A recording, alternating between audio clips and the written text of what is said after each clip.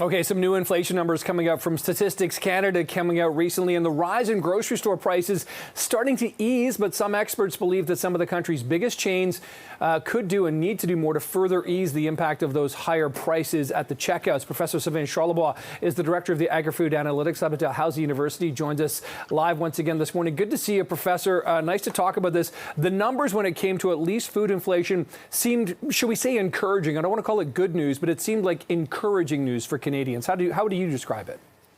Well, numbers are consistent with what we forecasted 2 months ago for the entire year. The food inflation rate will continue to drop. Actually, it dropped by 1.1%. We haven't seen that since May 2016.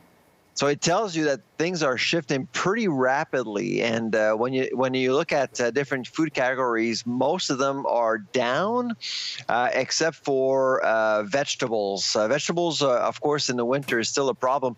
And to be honest, Nick, January, I always look at January, and I'm quite nervous because volatility. Prices are quite volatile in January, typically, historically, but that's not what we got this year compared to last year when the food inflation rate was above 11%. Yeah. Now we're down to 3.4. Okay, so Professor, while we're talking about this, people are hearing these numbers saying, oh, it sounds like it's coming down, but we shouldn't expect prices specifically to come down. It's more like they're slowing down. Is that right?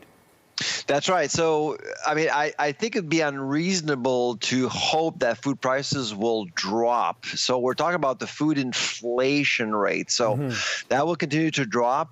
The sweet spot is 1.5 to 2.5%. We're close. So the one G7 country that is basically in that range is the U.S., and we're actually getting closer to that range as well.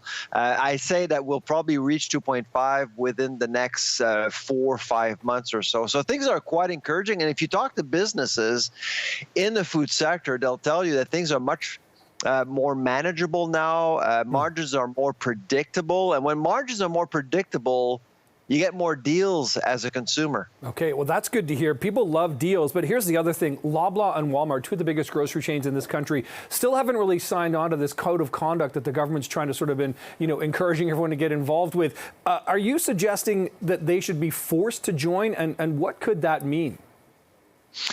I don't think anyone wants to force any business to join anything. But 2 weeks ago, I was in Ottawa testifying before the Ag Committee, which actually sent out a letter on Friday to both Loblaws and Walmart asking them to join voluntarily the Code of Conduct. I think everyone wants that. But what I saw, Nick, 2 weeks ago were MPs that were running out of patience, to be honest, because we've been talking about this for a while.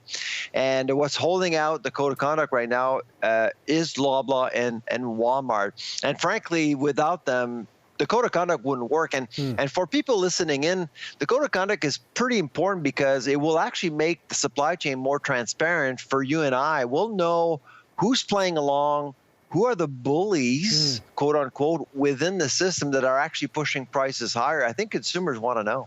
Yeah, I think they do want to know. More transparency generally helps everybody else. We even had the Industry Minister, Francois-Philippe Champagne, on the couch saying it's a fight he's taking to the groceries. He said it's a good fight. He just said it's not a fight he's sure he's going to win. So we'll see if we eventually become winners, at least with lower prices. Always good to talk to you, Food Professor Sylvain Charlebois. Thanks for joining us here from the Agri-Food Analytics Lab at Dalhousie.